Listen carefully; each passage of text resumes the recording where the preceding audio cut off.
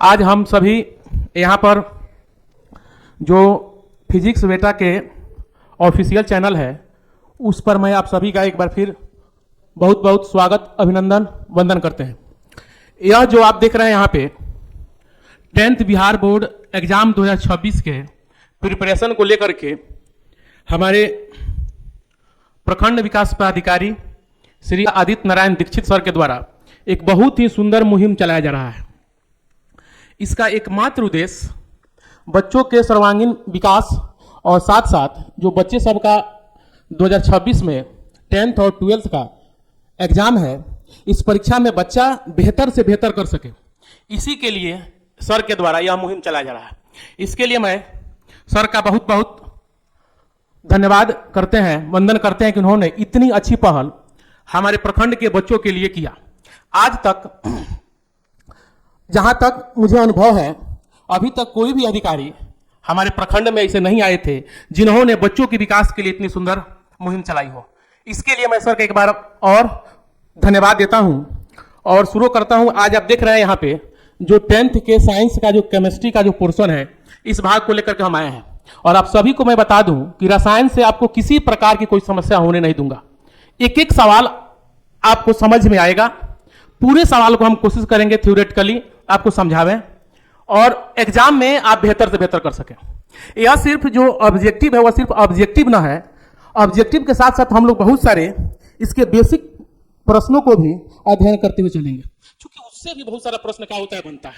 कोई जरूरी नहीं कि जो प्रश्न हम यहाँ पे करें उसी से प्रश्न आए, उससे संबंधित प्रश्न आ जाता है। तो हमें तैयारी ऐसा करना है कि किसी प्रकार हमें एग्जाम में समस्या न हो और हम बेहतर कर सकें।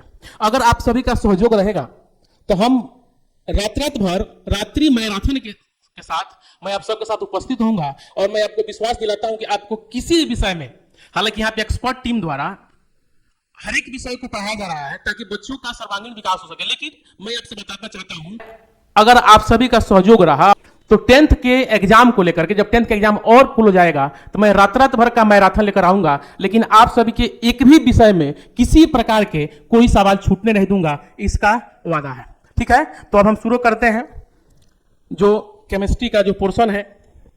देखिए, यह रासायनिक अभिक्रिया एवं समीकरण।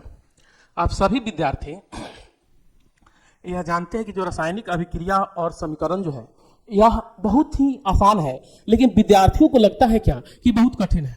ऐसा कुछ नहीं है। आप देखिए, एक एक क्वेश्चन, एक एक सवाल आपके दिमाग में ना बैठ जाए तो आप कहिए। हर एक क्वेश्चन को मैं समझाऊंगा और आपके दिमाग में बैठाने का भरसक कोशिश करूंगा कि आप एग्जाम में किसी प्रकार की ऑब्जेक्टिव कहे तो ऑब्जेक्टिव, सब्जेक्टिव कहे तो सब्जेक्टिव, जिस प्रकार का प्रश्न पूछेगा ऑब्जेक्टिव बेस हो, सब्जेक्टिव बेस हो, मैं उसे कवर कराते चलूंगा। ठीक है ना।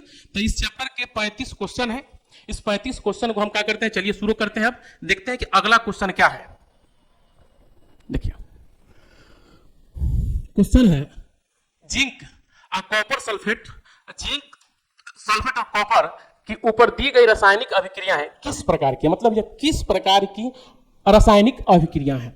रासायनिक अभिक्रिया ऑप्शन है, क्या यह संयोजन अभिक्रिया है, विस्थापन है, द्विविस्थापन है या फिर वियोजन है। तो देखिए, हम यह समीकरण देख करके यह बता पावे कि सर संयोजन है, वियोजन है, विस्थापन है या फिर द्विविस्थापन है। इसके लिए हमें इसके बारे में जानना होगा कि सर संयोजन अभिक्रिया क्या होता है, या विस्थापन क्या है, या फिर द्विविस्थापन क्या है, या फिर वियोजन क्या है। देखिए, संयोजन अभिक्रिया का मतलब होता है कि जब दो तत्व या दो यौगिक जुड़ करके तीसरे यौगिक का क्या करता हूं, निर्माण करता हूं। यानी कहने का मतलब है जब मिल करके, जब दो तत्वों में क्या हो, जुड़ाव हो, जोग हो, मिले तो उसे बोलेंगे संयोजन, यानी कि जुड़ करके। विस्थापन का मतलब होता है विस्थापन, जब दो तत्व या यौगिक अपने तत्वों के अदला बदला करके नए यौगिक के निर्माण में क्या हो, सहयोग करें, उसे हम विस्थापन कहते हैं। विस्थापन का प्रकार होते बहुत सारे हैं, जैसे यहाँ द्विविस्थापन है। तो जब किसी यौगिक के दो तत्व अपने आयनों का क्या करता हो, अदला बदला करता हो, तो वहां पे क्या होता है आपका, दो आयनों का अदला बदला करे, उसे द्विविस्थापन। और यहाँ पे वियोजन है, बहुत आसान है वियोजन। आप देखे होइएगा, जब लोगों का एकदम बेसिकली ऐसा लगे कि आपको समझ में आ रहा है, जब लोगों का जब अंदर जब क्या होता है, जब किसी से बहुत अधिक स्नेह हो और वह स्नेह जब क्या होता है, टूटता है, तो उसके मन में क्या होता है, वियोग होता है। और रसायन भी तो उसी प्रकार है, जब जुड़ेगा तो संयोजन और जब टूटेगा तो क्या होता है, वियोजन, यानी कि वियोग। यानी सीधी सी बात है, जब जब दो तत्व मिलेंगे तो संयोजन होगा, टूटेंगे वियोजन होगा, आयनों का अदला बदला होगा तो फिर क्या होगा, विस्थापन होगा। तो प्रश्न क्या कहता है, देखिए यहाँ पे ध्यान से आपके सामने है, कुछ नहीं करना है, देखिए खूब ध्यान समझिए। यहाँ पे देखिए जिंक है आपके सामने है। हाँ, यह जिंक जो है ये किससे, कॉपर सल्फेट, जिंक है और कॉपर सल्फेट है। लेकिन जब ये रिएक्शन कर रहा है तो यह जिंक किसके साथ आ गया, सल्फेट ऑक्साइड के साथ आ गया, और ये कॉपर का हो गया, अलग हो गया। इसका मतलब यहाँ पे जो तत्व जो है एक दूसरे के स्थानों का हो रहा है, बदल रहा है। इसलिए हम कह सकते हैं कि यह क्या है, तो सर यह क्या एक प्रकार की, कौन सी अभिक्रिया है, तो यह विस्थापन अभिक्रिया। कौन सी अभिक्रिया है, यह एक प्रकार की विस्थापन अभिक्रिया है। अगला प्रश्न देखते हैं। जब मैग्नीशियम फीता को जलाया जाता है तो उत्पन्न लौ होती है। तो सबसे पहले समझेंगे कि मैग्नीशियम फीता है क्या, मैग्नीशियम क्या है। देखिए तो जो मैग्नीशियम होता है, मैग्नीशियम जिसे Mg से सूचित किया जाता है, और जब यह मैग्नीशियम को जो हम प्रयोगशाला में रखते हैं, तो ये क्या होता है, ये ऑक्सीजन से क्या होता है, रिएक्शन करेगा, और रिएक्शन करके ही MgO यानी कि मैग्नीशियम ऑक्साइड बनाता है। यानी कि मैग्नीशियम ऑक्साइड बनाने का मतलब है कि इसके ऊपर ऑक्साइड का एक परत जम जाता है, और जब ऑक्साइड की जब इसके ऊपर परत जमता है तो ये अच्छे से जल नहीं पाता है। इसीलिए मैग्नीशियम ऑक्साइड को श्रेष करके, श्रेष पत्र से साफ करते हैं, और फिर जब जलाते हैं तो एक चकाचौंध प्रकाश के साथ क्या होता है, जलता है। यहाँ से एक प्रश्न और बनता है कि मैग्नीशियम के फीते को जलाने से पहले उसे साफ क्यों किया जाता है। तो आपका जवाब होना चाहिए क्योंकि मैग्नीशियम के फीते पर मैग्नीशियम ऑक्साइड की एक परत जम जाती है, इसीलिए उसे श्रेष्ठ कागज से क्या करते हैं, पहले उसे आप साफ करते हैं और तब जलाते हैं, और जलाते हैं तो उसे कैसा चकाचौंध है कर देने वाला क्या होता है, सफेद प्रकाश का होता है, निकलता है। तो आपका जवाब होना चाहिए सर चमकीली उजली के साथ, यानी कि सफेद प्रकाश के साथ मैग्नीशियम का फीता जब जलता है तो वह प्रकाश देता है। अगला है देखिए, कैल्शियम कार्बोनेट और कैल्शियम ऑक्साइड और कार्बन डाइऑक्साइड है। देखिए ध्यान से देखा जाए, यहाँ पे सिर्फ एक चीज है, कैल्शियम कार्बोनेट यानी कि CaCO3 यह टूट रहा है।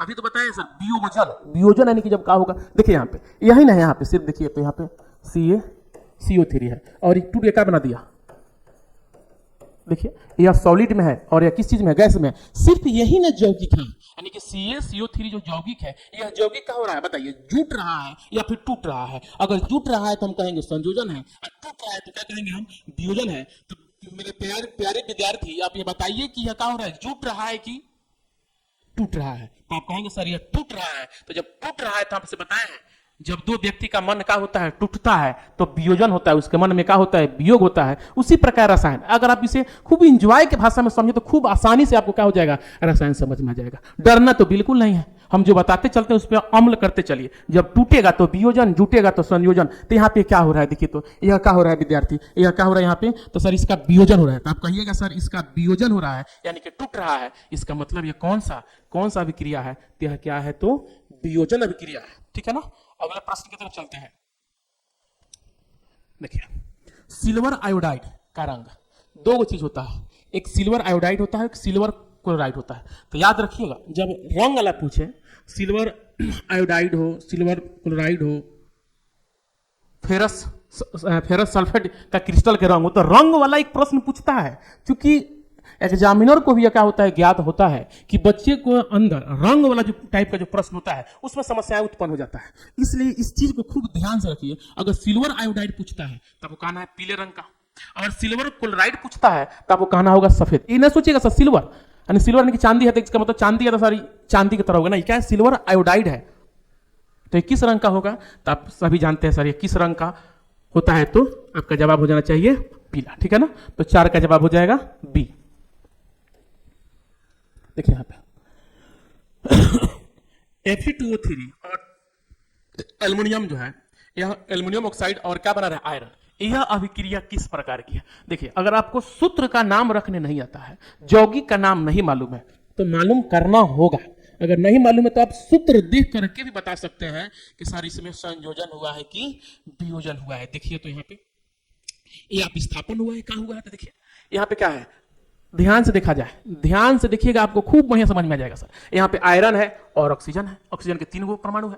यहाँ पे एल्युमिनियम है, और यहाँ पर देखिए विद्यार्थी, यहाँ पर देखिए यह जो एल्युमिनियम जो है इस ऑक्सीजन के साथ, यानी कि ऑक्सीजन के जो 3 परमाणु है इसके साथ रिएक्शन कर लिया यहाँ पे, और यह बेचारा आयरन जो था यह क्या हो गया, यह जो आयरन जो है यह कहां पे आ गया, यह अलग हो गया। यानी कि इस ऑक्सीजन के परमाणु से, यानी कि ऑक्सीजन से आयरन अलग हो रहा है। तो यहाँ पे अलग हो रहा है या फिर इसके तत्वों का अदला बदला हो रहा है, इनका स्थान बदल रहा है, तो हम कह सकते हैं क्या क्या है? तो सर एक प्रकार की द्विविस्थापन है। द्विविस्थापन काहे कहेंगे बउआ? तो देखिए यहाँ पे एल्युमिनियम भी अपना स्थान बदल रहा है और इधर आयरन भी अपना स्थान बदल रहा है, इसलिए हम कहेंगे सर ये क्या है? तो यह द्विविस्थापन है। यह क्या है?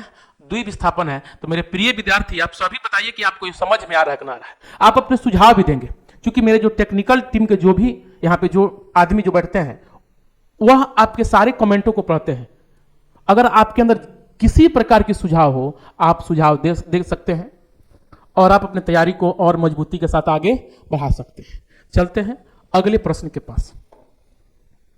जिस अभिक्रिया में जब तत्वों का आदान प्रदान होता है वह विस्थापन हो जाएगा, एकल विस्थापन कह सकते हैं। लेकिन जिस अभिक्रिया में आयनों का आदान बदला हो, आदान प्रदान हो, उसे हम द्विविस्थापन क्या कहेंगे? उसे हम द्विविस्थापन क्या कहेंगे? द्विविस्थापन। अगला है, निम्नलिखित में से कौन सा समीकरण संतुलित है?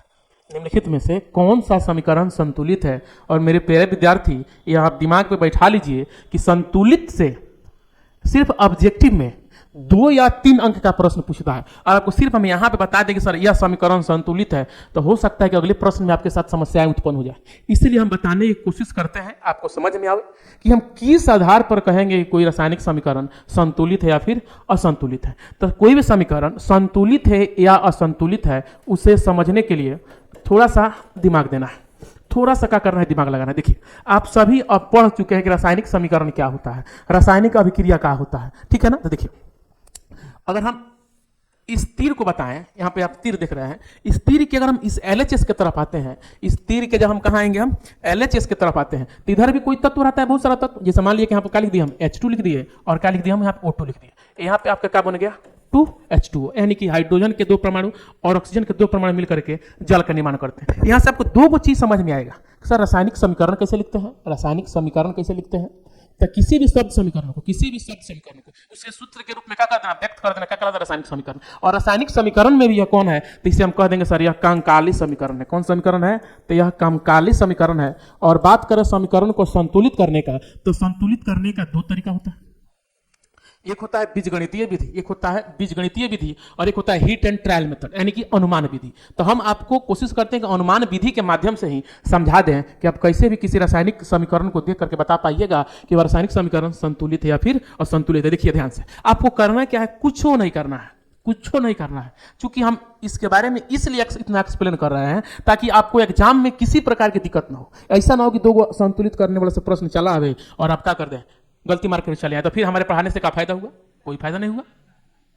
इसलिए आप इसे खूब ध्यान से समझिए कैसे हम संतुलित कर रहे हैं। देखिए विद्यार्थी, ई वाला जो पर्सन होगा आपका ई LHS हो गया और ई वाला पर्सन क्या हुआ? आपका RHS। ध्यान से, खूब ध्यान से समझिए। देखिए, अगर बात करें कि इसमें तत्व कौन कौन है, तो देखिए तत्व आपका हाइड्रोजन है और क्या है? ऑक्सीजन है। अब इसी तत्व को आपको क्या कर देना है? LHS और RHS के रूप में क्या कर देना है? व्यक्त करना है। देखिए, अगर हम हाइड्रोजन की चर्चा करते हैं, देखिए हाइड्रोजन में जो हाइड्रोजन, देखिए हाइड्रोजन आपका विद्यार्थी इधर भी है और हाइड्रोजन विद्यार्थी आपका इधर भी है। खूब गौर से बताइए कि सारे जो हाइड्रोजन जो है, इसमें जो हाइड्रोजन की परमाणु संख्या जो है 2 साइड में है। LHS आपका ई साइड हो गया, RHS आपका ई साइड हो गया, यानी कि एक तरफ दायां और एक तरफ बायां। अब देखिए कि LHS में हाइड्रोजन के कितने परमाणु हैं और RHS में हाइड्रोजन के कितने परमाणु हैं। तो LHS में हाइड्रोजन के देखिए कितने परमाणु हैं? 2 है। RHS में भी हाइड्रोजन के कितने परमाणु हैं? 2 है। ऑक्सीजन में देखा जाए, ऑक्सीजन में देखिए तो LHS में ऑक्सीजन के कितने परमाणु हैं? 2 है। लेकिन जब जा रहे हैं हम RHS में जा रहे हैं तो कितना हो गया? 1 हो गया। अब संतुलित कब होता है? जब किसी भी रासायनिक समीकरण में जो भी तत्व उपस्थित होते हैं उनके परमाणुओं की संख्या दाएं और बाएं दोनों तरफ क्या हो? बराबर है तो संतुलित है, और बराबर नहीं है तो क्या है? वो असंतुलित है। तो अब आप बताइए कि क्या है यह जो समीकरण आपके सामने हम लिखे थे, यहां पे हम H2 + O2 2H2O, क्या यह संतुलित है? तो आप कहेंगे नहीं सर संतुलित नहीं है। काहे संतुलित नहीं है? क्योंकि हाइड्रोजन तो यहाँ पे संतुलित है, लेकिन ऑक्सीजन के परमाणु यहाँ पे 2 है और ऑक्सीजन का परमाणु यहाँ पे क्या है? 1 है। इसलिए सर ये संतुलित नहीं है। तो संतुलित कैसे करेंगे?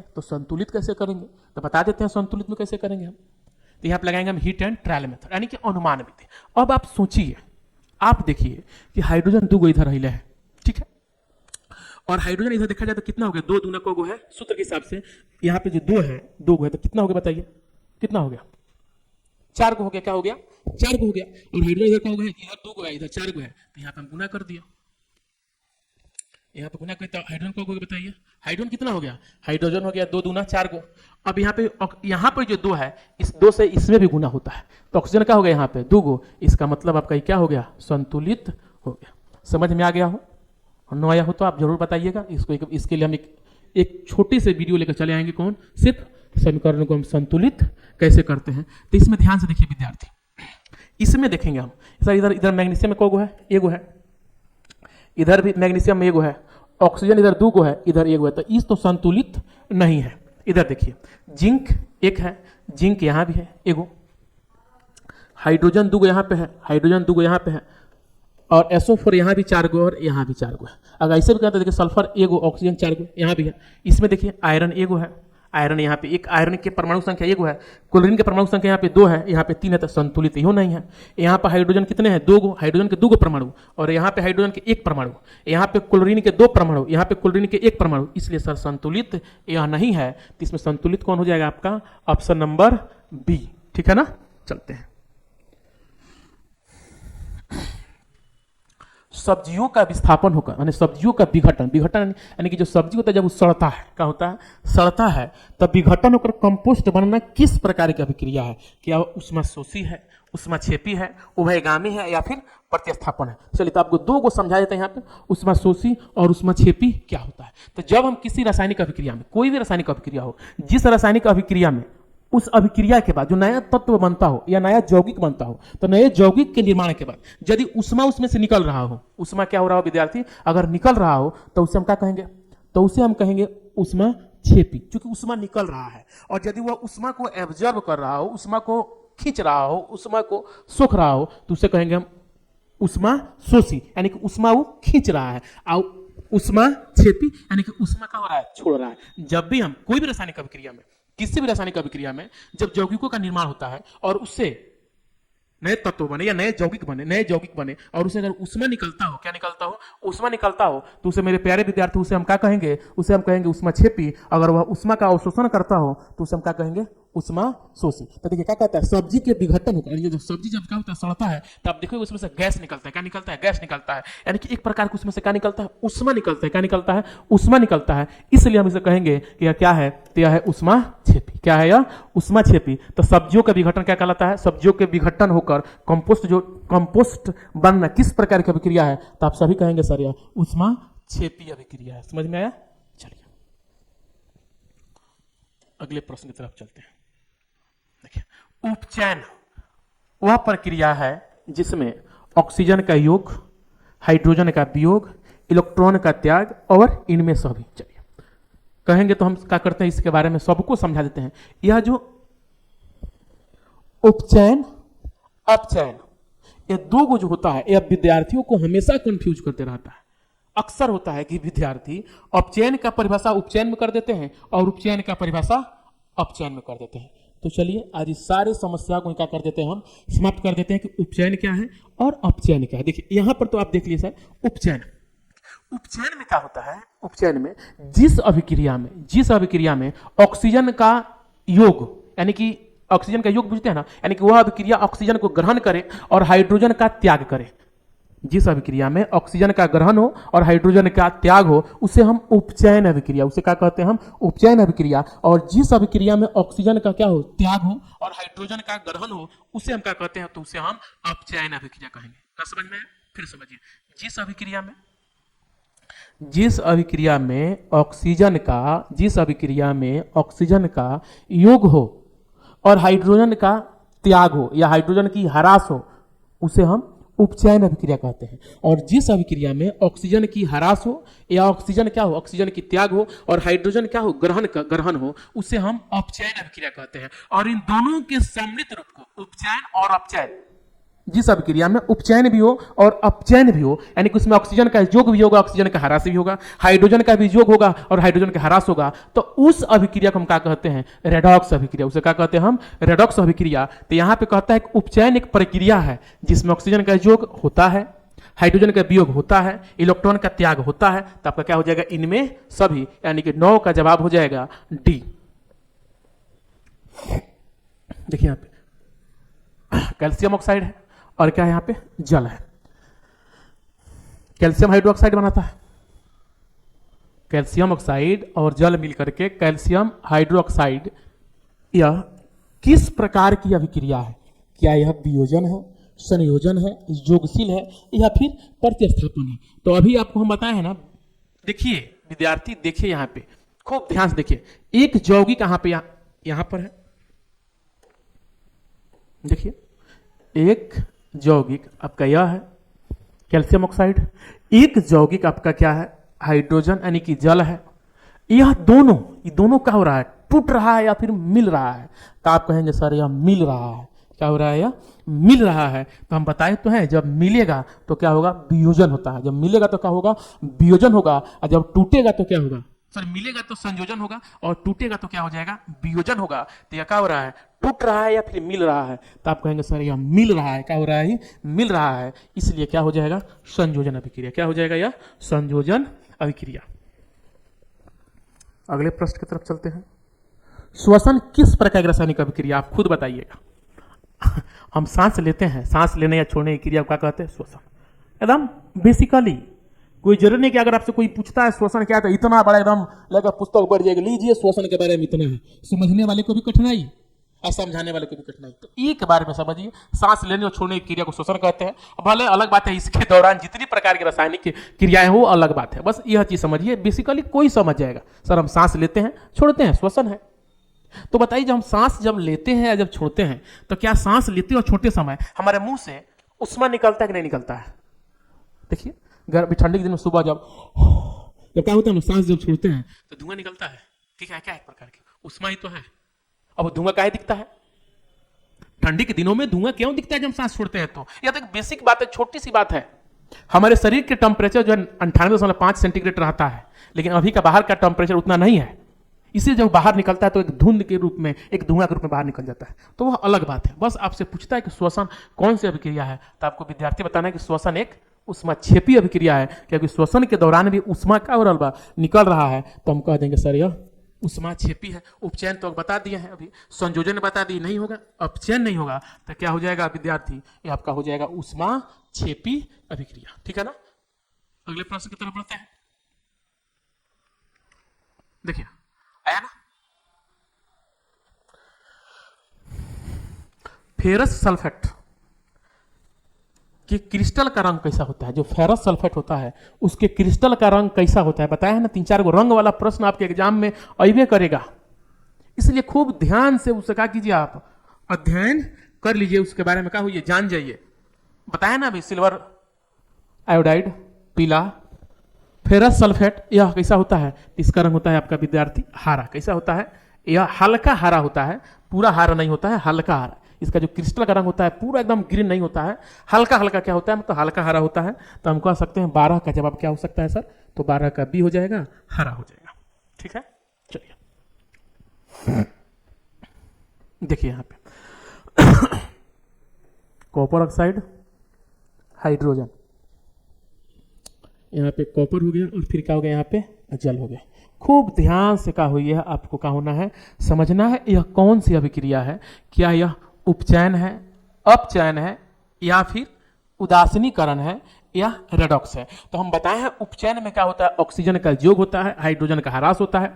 अपचयन में ऑक्सीजन का ह्रास होता है, हाइड्रोजन का क्या होता है, योग होता है। उदासीनीकरण में होता है जब अम्ल और क्षार अभिक्रिया करके लवण और जल बनाते हैं, उसे हम क्या कहते हैं, उदासीनीकरण कहते हैं। और रेडॉक्स क्या होता है, तो जिसमें उपचयन और अपचयन दोनों क्रियाएं हो, जिसमें उपचयन बताओ आपको, उपचयन भी हो और अपचयन भी हो, उसे हम क्या कहेंगे, तो उसे हम कहते हैं रेडॉक्स। ये आपका क्या हो जाएगा, ये आपका हो जाएगा रेडॉक्स। क्या हो जाएगा, इसमें उपचयन भी हो रहा है और क्या हो रहा है, इसमें क्या हो रहा है बताइए, उपचयन भी और अपचयन भी। इसमें हाइड्रोजन का भी योग भी हो रहा है और ऑक्सीजन का भी वियोग या योग हो रहा है, इसलिए हम कह सकते हैं कौन सी अभिक्रिया है, तो ये आपका हो जाएगा रेडॉक्स अभिक्रिया। चलिए आगे ना, सिल्वर क्लोराइड का रंग कैसा होता है? ये सिल्वर क्लोराइड है, सिल्वर क्लोराइड है। सिल्वर क्लोराइड का रंग क्या सफेद होता है? नहीं होता है, पीला होता है, या हरा होता है या फिर काला होता है। तो सिल्वर आयोडाइड का रंग पीला होता है, सिल्वर आयोडाइड का रंग क्या होता है? पीला होता है। लेकिन सिल्वर क्लोराइड का रंग होता है, यह क्या होता है विद्यार्थी? तो यह विद्यार्थी यह होता है श्वेत। यह क्या होता है? श्वेत होता है। तो अगर आपसे कोई पूछे सिल्वर क्लोराइड का रंग कैसा होता है तो श्वेत होता है। चलिए अगला है दूध से दही का बनना। अगर आप सभी क्वेश्चन में अगर आप बनाते हैं, मॉडल पेपर अगर आप बनाते हैं, तो आप सभी को ज्ञात होगा कि यह क्वेश्चन कितना महत्वपूर्ण है। बहुत महत्वपूर्ण है, बहुत आसान है। उसके बाद भी बोर्ड आपसे क्या होता है? पूछता है, और तब जाकर विद्यार्थी गलती करके चला आता है। जो आप रासायनिक अभिक्रिया जो चैप्टर चल रहा है, इसके फर्स्ट में ही जब ये चैप्टर निकालिएगा और पहला ही पैराग्राफ पढ़िएगा, उसी पैराग्राफ में रासायनिक परिवर्तन कुछ दिया हुआ है, जिसमें दूध से दही का बनना है, बर्फ का जमना है, लोहे में जंग का लगना है, मोमबत्ती का जलना है। तो क्या कहता है? दूध से दही का बनना किस प्रकार का परिवर्तन है? क्या भौतिक? तो पहले समझ जाइए कि सॉरी भौतिक क्या होता है और रासायनिक क्या होता है। देखिए तो विद्यार्थी, भौतिक परिवर्तन वह होता है जिसमें कोई भी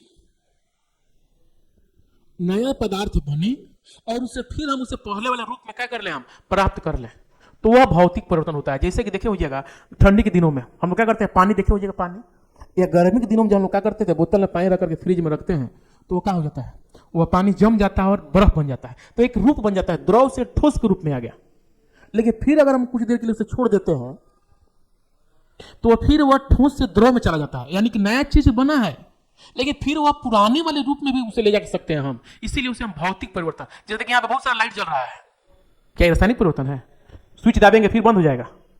हाँ, यहाँ पे कुछ नया परिवर्तन जरूर हुआ है, लेकिन यह नया परिवर्तन जो है हमेशा के लिए नहीं है, यह कुछ समय के लिए है, फिर यह पुराने वाला अवस्था में चला जाएगा।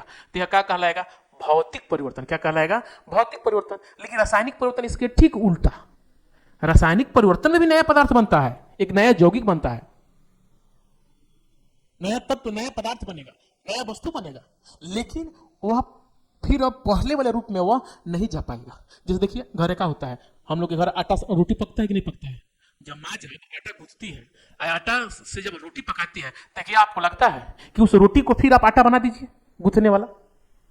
अच्छा, आपके घर जो आटा होता है, आटा को गूंथने से पहले जब माँ गूंथ देती है, फिर आप चाहे तो आटा बना ले, हम नहीं बनेगा। क्या है? क्योंकि वो रासायनिक परिवर्तन है ना, भौतिक परिवर्तन तो है नहीं कि फिर उससे पहले वाले रूप में क्या कीजिएगा? कन्वर्ट कीजिएगा। जैसे कैसे दूध से दही बन जाता है, क्या उसे पहले वाले रूप में ला दीजिएगा? हम लोग स्वयं, हम लोग जो मानव है उसके अंदर वह भी हम लोग के अंदर भी रासायनिक परिवर्तन है। क्या आपको लगता है कि आप जिस प्रकार अभी हैं, जिस प्रकार आप जन्म के समय थे, उस प्रकार जा सकते हैं? अपने आप को लेकर जा सकते हैं? नहीं ले जा सकते भाई। हम लोग रासायनिक परिवर्तन, हम लोग अंदर कौन सी परिवर्तन? रासायनिक परिवर्तन हो रहा है। हम लोग अंदर भौतिक परिवर्तन नहीं हो रहा है। अगर भौतिक परिवर्तन होता है तो हम लोग तब मनमौजी रहते भाई। जब मन किया 2 साल का बन जाते, जब मन किया 50 साल का बन जाते। तो हम लोग कौन है? रासायनिक परिवर्तन है। तो रासायनिक परिवर्तन समझ में आ गया होगा कि सर वैसा परिवर्तन जिसमें कोई नया पदार्थ बने लेकिन उसे हम पुराने वाले रूप में नहीं ला सकते हैं, वह कहलाएगा रासायनिक परिवर्तन है। समझ में आया ना? चलिए, तो यह क्या कहता है? दूध से दही। जब आपके घर है, अभी अभी मकर संक्रांति बीता है, आपके घर जो दही बना, दही जमा होगा दूध से, क्या आप उस दही को दूध बना सकते हैं? नहीं बना सकते। मही बन जाएगा लेकिन दूध नहीं बनेगा। तो क्या कहलाएगा विद्यार्थी? तो यह कहलाएगा आपका रासायनिक परिवर्तन। भौतिक परिवर्तन नहीं होगा, दोनों की संभावना ही नहीं है। और इनमें से कोई नहीं तो पूछे मत कीजिए, तब का हो जाएगा रासायनिक परिवर्तन। ठीक है ना? चलिए, तेल या वासा के खराब होने का कारण है। तेल या वासा के खराब होने का कारण क्या है? क्या कारण है तेल और वासा के खराब होने का?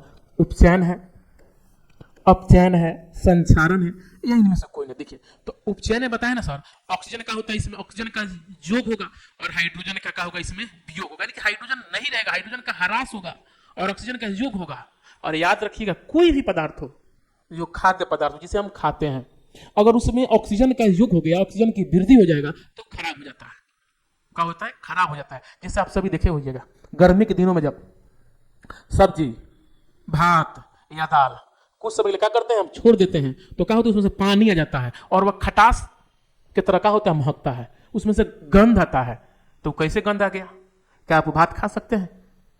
जिसे हम लोग आम भाषा में क्या बोलते हैं? अरुआना भी बोलते हैं। सॉरी, अरुआ गई बजाय खराब हो गई, भाई खाने जोग नहीं है। तो काहे खाने जोग नहीं है? क्योंकि उसमें ऑक्सीजन का क्या हुआ है? उपचयन हुआ है। क्या हुआ है? ऑक्सीजन का उपचयन हुआ है, यानी कि वह खराब हो चुका है, वह आपके स्वास्थ्य के लिए फायदेमंद नहीं रह गया है। इससे संबंधित आगे क्वेश्चन आपका बनेगा, विकृत गंधिता क्या है। विकृत गंधिता क्या है तो समझ जाइए। जब खाद्य पदार्थों में, जब किसी भी खाद्य पदार्थों में ऑक्सीजन का जब क्या होता है, अपघटन हो जाता है, तो वह खाद्य पदार्थ क्या होता है, खराब हो जाता है, जिससे हम क्या कहते हैं, विकृत गंधिता, यानी कि फूड पॉइजनिंग। वैसे उसे खाने से हमारे शरीर में विभिन्न प्रकार की बीमारी होगा, तो उसे क्या है, तो उसका हम परीक्षण कर करके, परीक्षण करके, यानी कि उसे हम ठंडे स्थानों पर रख करके, जहां से ऑक्सीजन के क्या हो, उपचयन न हो, रख करके हम उसे सुरक्षित कर सकते हैं। जैसे देखिए होइएगा, लोग क्या करता है, मान लो अचार को तेल में रख देगा, वहां पे ऑक्सीजन का क्या होगा, अपघटन नहीं होगा। जो खाद्य पदार्थ होता है, जो खराब होने वाला होता है, उसे हम कहाँ रखते हैं, फ्रिज में रख देते हैं, खराब नहीं होता है। तो क्या कहेंगे, तेल या वसा के खराब होने का कारण क्या है, तो आप सभी विद्यार्थी कहेंगे उपचयन, अपचयन नहीं होगा, संचारण नहीं हो। संचारण क्या है, किसी चीज में जंग लग जाता है, उसका रूप बदल जाता है, आप देखिएगा ना, लोहा मिलेगा आगे। ठीक है, अगले प्रश्न की तरफ बढ़ते हैं। कॉपर को वायु में गर्म करने पर बनी काली परत, यानी जब हम कॉपर को जब हम वायु में गर्म करते हैं, तो गर्म करने के बाद उसके ऊपर जो काली परत बन जाती है, वह किस चीज का बन जाता है, तो कॉपर ऑक्साइड। आपका आंसर हो जाएगा सर 17 का ए, 17 का क्या हो जाएगा, ए हो जाएगा। लेड नाइट्रेट को गर्म करने पर कौन सा उत्पाद बनता है, जब लेड नाइट्रेट को हम गर्म करते हैं तो क्या बनता है, तो आपका बन जाएगा नाइट्रोजन ऑक्साइड, और फिर क्या बनेगा, नाइट्रोजन, यानी कि आपका ऑप्शन हो जाएगा सी, NO2 और N2 यही बनता है जब लेड नाइट्रेट को क्या करते हैं, हम गर्म करते हैं। तो ठीक है ना, अगले प्रश्न की तरफ क्या होते हैं, हम बढ़ते हैं। चलिए देखिए, कहता है जस्ता और तनु, यानी कि HCl, हाइड्रो क्लोरिक अम्ल, चाहे हाइड्रोक्लोराइड, हाइड्रोक्लोराइड ही सबसे बेहतर है, हाइड्रोक्लोराइड की अभिक्रिया से कौन सी गैस निकलती है। जिंक को जब हम हाइड्रोक्लोराइड के साथ रिएक्शन कराएंगे तो वहां से कौन सी गैस निकलेगी, तो क्या कार्बन डाइऑक्साइड निकलेगा, नहीं निकलेगा, नाइट्रोजन नहीं निकलेगा, ऑक्सीजन नहीं निकलेगा, क्या निकलेगा मेरे प्यारे विद्यार्थी, तो वहां से निकलेगा सिर्फ और सिर्फ हाइड्रोजन। जब हम जस्ता और HCl क्या करेंगे, रिएक्शन जब कराएंगे तो वहां से सिर्फ और सिर्फ क्या निकलेगा, तो हाइड्रोजन गैस निकलेगा। क्या निकलेगा, हाइड्रोजन गैस निकलेगा। हम आशा करते हैं कि आप सभी को यह जो सेशन जो है बहुत पसंद आ रहा होगा, समझ में आ रहा होगा, लेकिन आप जरूर अपना राय एक बार क्या कीजिएगा, दीजिएगा। और एक बार फिर हम अपने प्रखंड अधिकारी महोदय का बहुत बहुत धन्यवाद देते हैं कि उन्होंने इतनी सुंदर, इतनी अच्छी पहल की है। हमारे बच्चे अच्छे बने, हमारे समाज की नाम हो, हमारे जिला का नाम हो, राज्य के नाम हो। आप सोचिए ना, आपको उनसे क्या, उनके पास क्या नहीं है जो आपके साथ लगे हुए हैं। इसीलिए ना कि जिस प्रकार हम हैं उस प्रकार हमारे बच्चे भी भविष्य में बने। बच्चे के अंदर किसी प्रकार अगर उनकी सोच जो है कितनी अच्छी है, वो बच्चों के प्रति कितने समर्पित है, उन्हें लगता है कि बहुत सारे बच्चे आज भी हमारे समाज में हैं जिनके पास उचित शिक्षा नहीं मिल पहुंच पाती है। तो अभी हम लोग सिर्फ रिकॉर्डेड क्लास के माध्यम से आपके सामने उपस्थित हो रहे हैं, लेकिन बहुत जल्द आप सभी का सहयोग रहेगा तो मैं बोला तो खुद मैं रात भर का रात्रि मैराथन लेकर आऊंगा। मैं विश्वास दिलाता हूं, और रिजल्ट में आपको सफलता ना दिला दिया तो आप कहिएगा। तो आप मन लगा के पढ़िए और इस विश्वास के साथ पढ़िए कि अगर आप हमसे जुड़ते हैं तो आपको सफलता मिलेगी ही मिलेगी।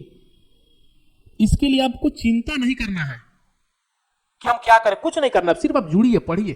देखिए प्रतिदिन 2-4 वीडियो हर एक विषय का जा रहा है। यहाँ पे एक्सपर्ट टीम है, एक से एक अनुभवी शिक्षक है जो अपने दिन रात करके मेहनत कर रहता है कि हमारे बच्चे का हो सके, सफल हो सके। बस आप मन लगा के पढ़िए, सफलता आपके कदम चूमेगी, इसमें कहीं से कोई दुराय नहीं है। ठीक है, तो अगले प्रश्न की तरफ क्या होते हैं, हम बढ़ते हैं। बुझा हुआ चूना, देखिए कहता है बुझा हुआ चूना का सूत्र है। अब सब बुझा हुआ चूना क्या होता है, कथी को बोलते हैं बुझा हुआ चूना, कथी का नाम है बुझा हुआ चूना। तो देखिए अब तो विभिन्न प्रकार के पदार्थ, वस्तुएं हमारे पास अवेलेबल है घर को रंगने के लिए। पहले रात्रि के समय चूना को एक बड़े नाद में, जिसमें पानी रखा जाता था, उसमें चूना को डाला जाता था और वो चूना का होता था, रिएक्शन करता था तो वहां से उष्मा निकलता था।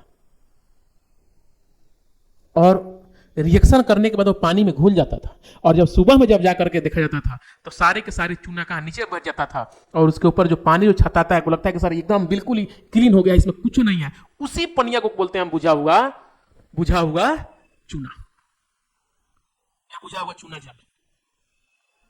जो आप देखे होइएगा, जो लोका होता है सुरती उरती खाता है ना, जो खली चूना आता है उसमें पानी डाल करके बुझा हुआ चूना बना दिया जाता है उसे, ताकि अगर आप ऐसे ही लेकर खा लीजिएगा, चूना लिए सुरती बनाए अब फाँक लिए, तो हमारे मुंह में तो लार बनता है ना, तुरंत लार से रिएक्शन करेगा और उष्मा छोड़ना शुरू कर देगा, जिससे आपके मुंह का हो सकता है, जल भी सकता है। इसीलिए चूना को पहले बुझा हुआ चूना बनाते हैं, और बुझा हुआ चूना का जो अवक्षेप के रूप में जो पानी मिलता है ना, जो जल होता है, वही बुझा हुआ चूना का जल होता है, चूना पानी होता है।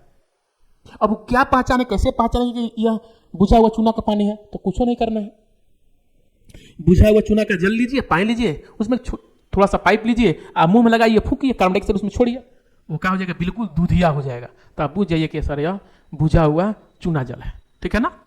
तो क्या कहता है, बुझा हुआ चूना का सूत्र क्या होता है, कैल्शियम ऑक्साइड नहीं होता है, CO3 जो हम क्या बोलते हैं, यह संगमरमर का भी क्या है सूत्र है, चूना पत्थर का भी यही सूत्र है।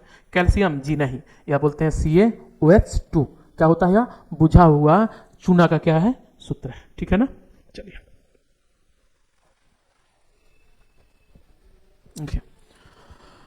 आ गया क्वेश्चन, चूने के पानी को दूधिया करने वाली गैस है, कौन गैस है जो चूने के पानी को दूधिया कर देगा? तो हम बताए ना आपको, अभी तो बता ही रहे हैं कि अगर चूना का पानी हो उसमें क्या करते हैं, अगर हम कार्बन डाइऑक्साइड गैस को छोड़ते हैं तो उसका रंग कैसा हो जाएगा, दूधिया हो जाएगा, बिल्कुल दूधिया, दूध की तरह हो जाएगा, सफेद हो जाएगा। तो कौन सा गैस है, कार्बन डाइऑक्साइड। Cl2 नहीं होगा, SO2 नहीं होगा, O2 नहीं होगा, क्या होगा सर, CO2। क्या हो जाएगा, CO2 गैस जब उसमें प्रवाहित करेंगे तो बुझा हुआ जो चूना जल होता है उसका रंग कैसा हो जाएगा, तो दूधिया हो जाएगा। लोहे को जंग से बचाने की विधि है। अब एक सर लोहा में जो जंग होता है वो कैसा लगता है, तो ध्यान रहे विद्यार्थी, जो लोहा में जो जंग लगता है, जंग यह एक प्रकार की दहन है, यह क्या एक प्रकार की दहन है। आप यह चैप्टर पढ़े उसे मालूम चला होगा, यह एक प्रकार की दहन है। और यह दहन जो होता है आप बता सकते हैं मुख्यतः कितने, 4 प्रकार का, कितने, 4 प्रकार का। एक होता है स्वतः दहन, एक होता है आपका स्वतः दहन, एक होता है मंद स्वतः दहन, मंद दहन, एक होता है दूर दहन, और एक होता है आपका विस्फोटक। क्या होता है आपका, विस्फोटक। तो लोहे में जो जंग जो लगता है, वह पूछा जाए कि लोहे में जंग का लगना कौन सा दहन है, तब आप दिमाग कंफ्यूजन लगेगा कि सर दहन तो हम पढ़े जिसमें उष्मा और प्रकाश निकले, वह दहन होता है, और यहाँ पूछ रहा है सर छड़ में जंग लगना कौन सी दहन है, इसमें तो कोई आगे नहीं निकलता है, तो हमें दिखता नहीं है, हम नहीं देख पाते हैं। उसमें भी क्या होता है, दहन होता है। और कौन दहन होता है, तब विद्यार्थी उसमें मंद दहन होता है। कौन दहन होता है, मंद दहन होता है। आप देखिए ना, छड़ को देखिए ठंडी के दिनों में बाहर निकाल दीजिए और कुछ दिन के बाद देखिए ना, उस पर पीले रंग की क्या होता है, परत जम जाता है। तो लोहे में जंग लगना भी पूछता है, लोहे में जंग लगना कौन से परिवर्तन है, तो लोहे में जंग लगना रासायनिक परिवर्तन है। कौन सी परिवर्तन है, रासायनिक परिवर्तन है। और पूछे लोहे में जंग लगना कौन सी दहन है, तब वो कहना होगा मंद दहन है। तो लोहे में जंग लगने का कारण क्या है, कैसे बचा सकते हैं, ग्रीस लगा करके, जिसमें तेल मोबिल होते हैं, लगा सकते हैं आप, पेंट कर सकते हैं जिंक लगा करके, यानी कि इनमें सभी हो जाएगा। क्या होगा, आपको 22 का जवाब क्या हो जाएगा, तो डी, इनमें सभी, ठीक है ना। चलिए देखिए, H2 और Cl2 मिला के क्या बना रहा है, 2HCl। यह किस प्रकार की अभिक्रिया है, यानी कि हाइड्रोजन है और क्लोरीन है, हाइड्रोजन और क्लोरीन मिलकर क्या बना रहा है, तो कति बना है, हाइड्रोक्लोराइड। क्या बना रहे हैं बुआ, हाइड्रोक्लोराइड। क्या बना रहा है, हाइड्रोजन और क्लोरीन मिलकर क्या बना रहा है, हाइड्रोक्लोराइड। और यही HCl जो है, आप मालूम होगा जब जीव विज्ञान पढ़े हुईगा, अच्छा इसी में जब आप अम्ल क्षार लवण पढ़िएगा तो उसमें pH मिलेगा। आप जब जीव विज्ञान पढ़े हुए तो उसमें पोषण में मिलेगा, पाचन तंत्र जब पढ़िएगा उसमें, हमारे आमाशय में भी हाइड्रोक्लोराइड है, जो हम जो भोजन करते हैं, इस भोजन को क्या करता है, पचाने में सहायक होता है। इसीलिए देखिएगा बहुत लोगों के पेटों में जल्दी जल्दी गैस बन जाता है, जानते क्या है, हम जब खाना खाते हैं, आप सीधे से एक हम प्रयोग बताते हैं, उसको ध्यान समझिए। जब आप ठंडी के दिनों में जब आग तापते हैं, आग जलाते हैं, किसी कारण बस कोई व्यक्ति कहीं से आता है, उसके ऊपर ठंडा पानी बिक देता है, तब बताइए उसमें से क्या निकलता है, तो आप कहेंगे उसमें से धुआं निकलता है। ठीक वही घटना हमारे शरीर के अंदर होता है, हमारे आमाशय में होता है। हम खाना खाते हैं, अंदर गया, हाइड्रोक्लोराइड है क्या करता है, उसे जलाना शुरू कर देता है, गलाना शुरू कर देता है। पहले हम लोग गुटुर गुटुर ठंडा पानी पी लेते हैं, बस वो क्या हो जाएगा, बंद, क्रिया बंद हो जाएगी और वहीं से धुआं निकलना शुरू हो जाएगा, जो पेट में क्या बन जाता है, गैस बन जाता है। क्या बन जाता है, गैस। तो हम 10 प्रकार के एंटासिड खाते हैं, इनो है तो पेफिज है तो डीएसआर है तो फलना है, इसी लॉक है, तो 10 प्रकार के विभिन्न प्रकार की दवाइयां खाते हैं। क्या है तो सबसे बढ़िया है क्या, तो खाना खाने से पहले पानी पी लीजिए, ना तो खाना खाने के बाद पीजिए, अगर आपको स्वस्थ रहना है और आपके पेट का पाचन तंत्र मजबूत रहे। बस हम कथी बताएं आपको, यहाँ पे आ गया था हाइड्रोक्लोराइड, इसीलिए।